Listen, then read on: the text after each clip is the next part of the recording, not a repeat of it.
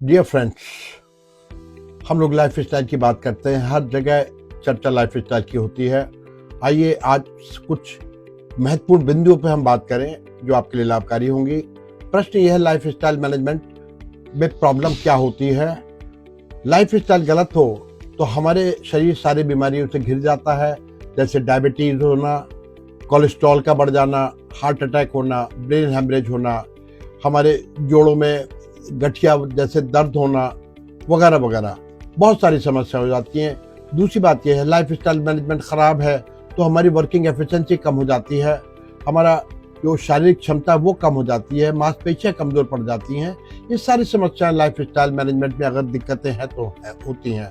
क्यों ना हम चर्चा करें, और इसको मैं बिंदुवार बात करना चाहूँगा। पहले मैं इसमें बात करूँगा हमारे खाने पीने की, फिर एक्सरसाइज की, फिर उसके बाद में नींद की, फिर हमारे जो आजकल जो तरह तरह के एडिक्शंस हैं उनकी। पहली बात मैं डाइट के बारे में बात करना चाहता हूँ।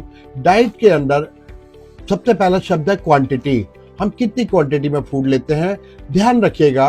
क्वांटिटी हमारी इतनी नहीं होनी चाहिए कि बिल्कुल पेट भर के और 2 डकारे करीब आए। कारण क्या है कि हमारा जो स्टमक है उसका ऊपर का पोर्शन थोड़ा खाली रहना चाहिए, जिससे कि हमारी पाचन क्रिया आसानी से हो सके। जो डाइजेस्टिव जूसेस हमारे स्टमक के अंदर हैं उनको कहीं मूवमेंट के लिए, बिकॉज चर्निंग मूवमेंट होता है, उसके लिए स्पेस रहे। तो जबरदस्त पेट भर के खाना खाना गलत है। दूसरी बात यह है, क्वांटिटी अपने वेट के अनुसार आप देखिएगा कि आपको कितनी क्वांटिटी की जरूरत है।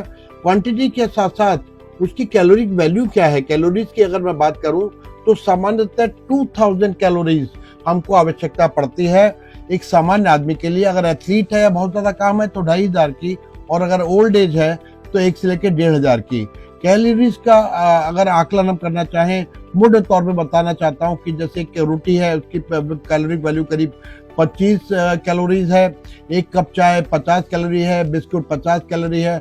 जब हम कोई मिठाई खाते हैं तो वो मिठाई करीब 200 कैलोरीज है। तो जब मीट लेते हैं तो 200 to 300 कैलोरीज है। एक अंडे के करीब 100 कैलोरीज है। तो इन कैलोरीज का एक अनुमान करके अपनी क्वांटिटी को उसको रेगुलेट कीजिएगा। कैलोरीज ज़्यादा होंगी या क्वांटिटी ज़्यादा होगी तो हमारा ओबेसिटी बढ़ेगी, परेशानी बढ़ेगी। दूसरी बात हम करते हैं क्वालिटी ऑफ फूड।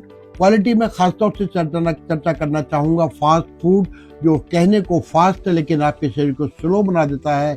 कारण ये है कि जो फास्ट फूड के अंदर नंबर 1 कैलोरीज बहुत ज़्यादा होती हैं। एक बर्गर 200 to 300 कैलोरीज उसके अंदर होती हैं।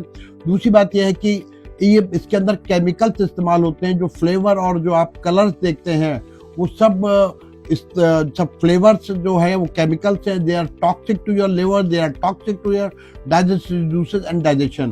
तो आज की फैमिली लाइफ स्टाइल के अंदर फास्ट फूड बहुत ज़्यादा इनकॉर्पोरेट होता जा रहा है, जो बहुत गलत है, खास तौर से छोटे बच्चों में।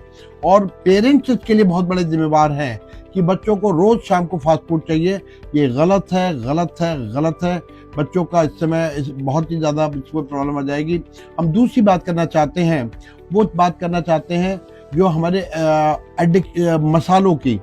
मसालों में मिर्ची या खड़ा मसाला ये हमारे पाचन के लिए बहुत हानिकारक है।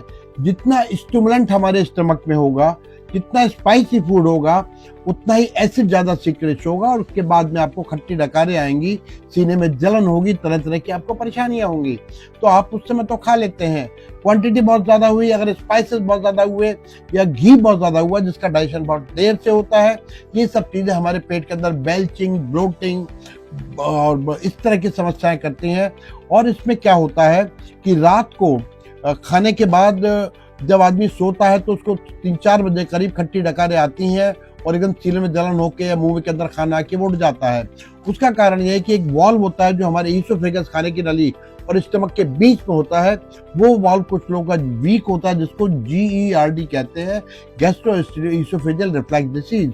इसके वीक होने से हमारा जो खाना है, क्योंकि अपन बहुत ज़्यादा खाना खाया तो बहुत ही वो हमारे स्टमक पे संकलित होता है और वहाँ से एसिड उतना ही ज़्यादा निकलता है। फिर वो हमारे वाइफ जो वॉल्व है चूँकि टाइट नहीं है तो वो रिगरगिटेट कर जाता है। ये समस्या बहुत कॉमन है और इस समस्या का एक बहुत छोटा सा समाधान है। नंबर 1 बात, खाना सोने से 2 घंटे पहले खाना खा लीजिएगा। दूसरी बात यह है कि जब से आप सोएं तो सिरहाने को थोड़ा सा ऊंचा रखिएगा। जहाँ तक खाने के टाइमिंग की बात है, उसके भी आदमी मैं कहना चाहता हूँ, नाश्ता 8-9 बजे के करीब हो जाना चाहिए, लंच 1 से 2 के बीच करीब होना चाहिए, 4-5 बजे करीब चाय या बिस्कुट वगैरह हल्का कुछ स्नैक्स लीजिएगा, और 8-9 बजे करीब डिनर लीजिएगा, और डिनर और आपके सोने के बीच में कम से कम 2 या 3 घंटे का फासला होना चाहिए। मुझे उम्मीद है ये वीडियो आपके लिए और आपके रिश्तेदारों के लिए काफ़ी लाभकारी होगी। धन्यवाद।